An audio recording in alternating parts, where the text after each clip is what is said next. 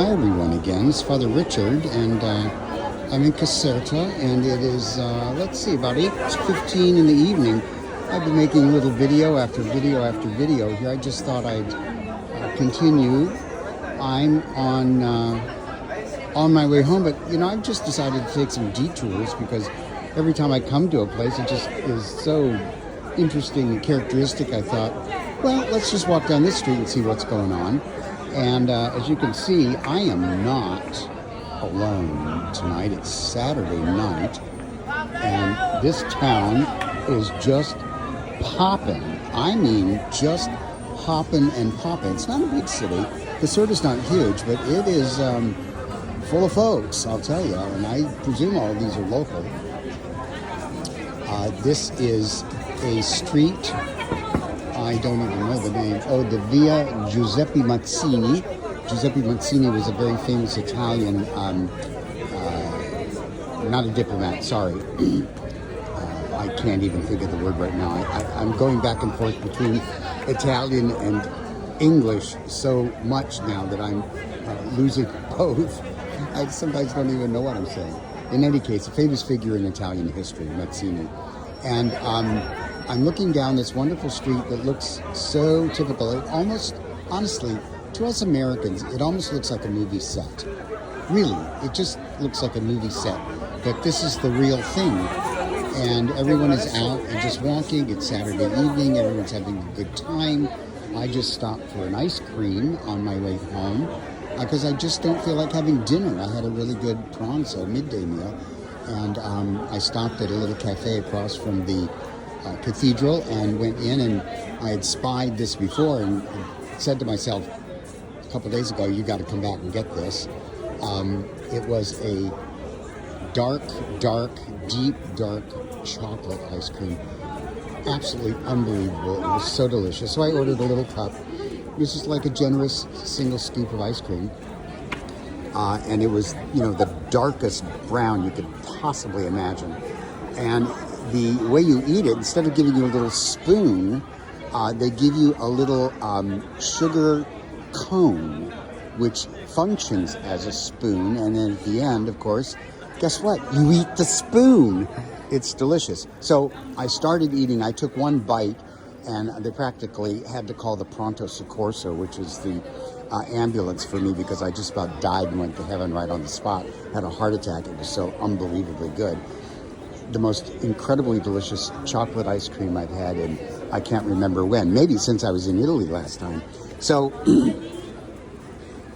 now I'm going to tell you how much I paid for it. And I've been telling you that, things are expensive everywhere, and things are also expensive here in Italy. But some things are really still kind of a bargain.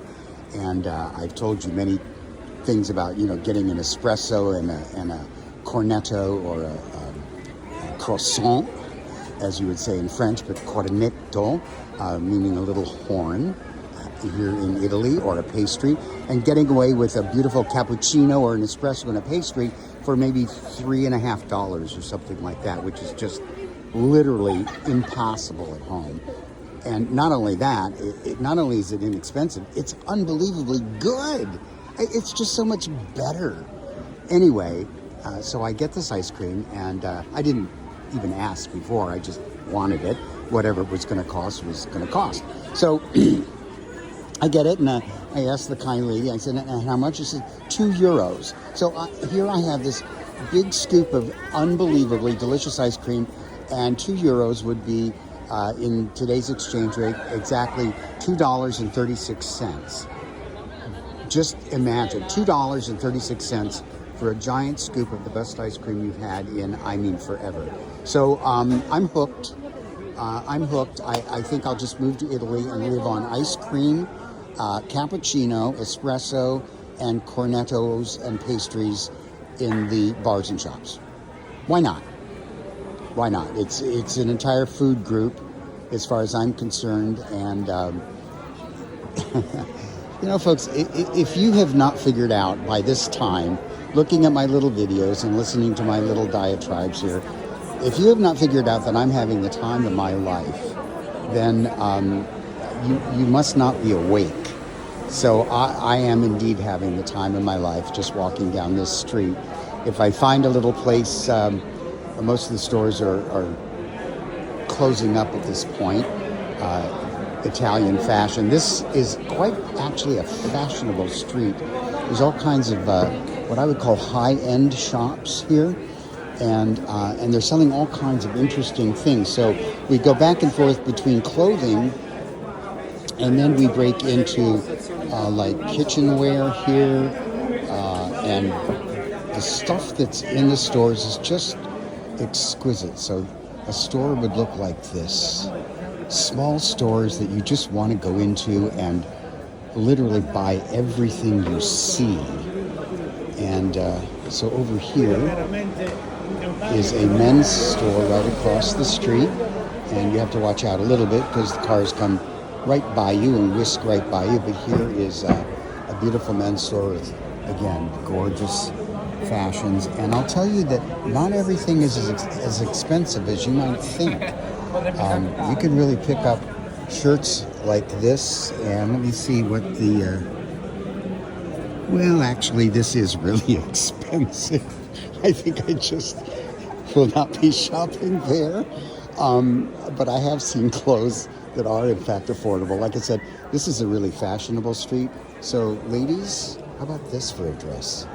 How about this? How about that? And they're locking up for the night, and but I'm just enjoying showing you what you would be spending your money on here, and spending it very freely. So here's a jewelry shop of sorts, but kind of really unusual things. Beautiful, beautiful stuff, as you can see. And the store itself is fascinating, more like a boutique. And I think this whole street is maybe one of Caserta's more upscale stores, and the prices kind of reflect it. You can see that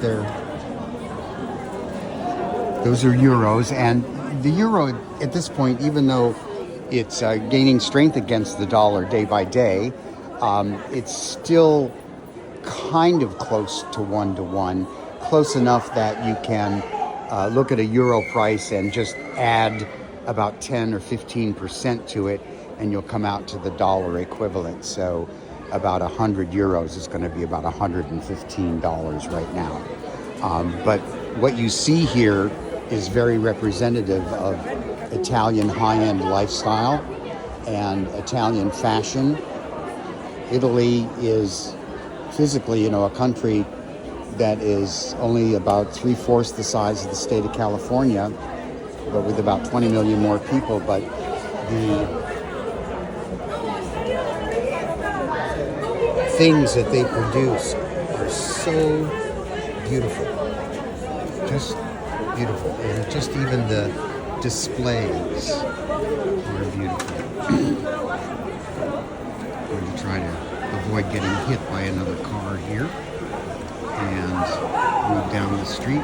I'm not sure why this street even is allowed to have cars on it.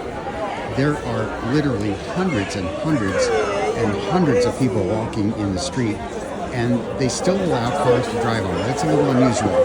Frequently you'll find streets like this that are restricted only to pedestrians, but for some reason they're allowing cars to drive here. Oh well, it is what it is. And more jewelry here.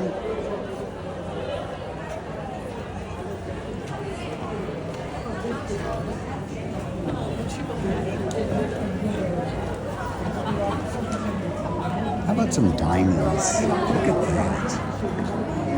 Look at those. Or perhaps a ruby or an emerald, maybe. Sapphire. More emeralds back there with diamonds. I'm thinking that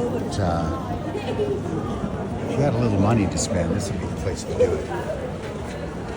And obviously, I'm not going to be shopping here. Wrong product, wrong price. But I'm continuing to walk down the street just to give you a sense of the beauty here. Here's a men's shop. Some really interesting fashion symmetry. It almost looks like something that you'd buy in California.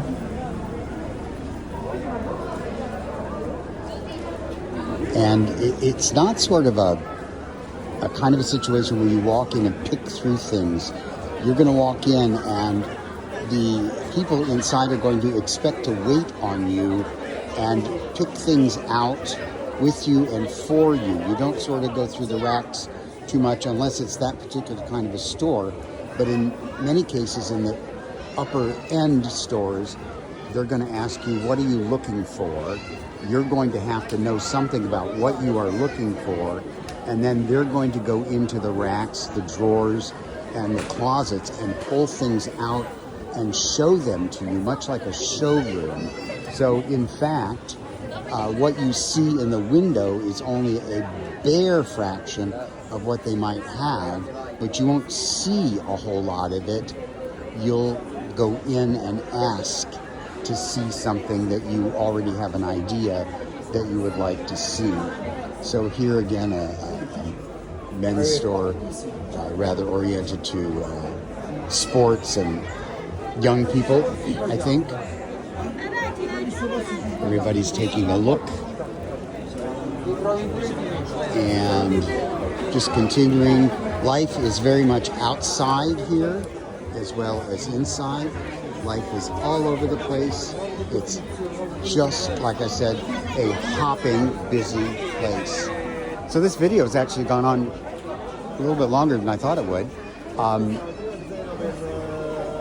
And I think I'll end it right here and pick it up again at another part of the street. I'm just running on here, but I wanted you to get a sense of what nightlife was like here in Caserta, which is a relatively small town. Imagine what it's like in a big city like Rome or Naples. Okay, we'll check in a little bit later. In the meanwhile, I hope your Saturday evening is just as amazing as mine is right now. I'll end with this phenomenal looking dress here in the window that some of you ladies might be interested in looking at. And a last look down at the beautiful Italian evening sky in the beautiful city of Caserta, Italy, about 30 miles north of Naples. Check in soon. Bye-bye.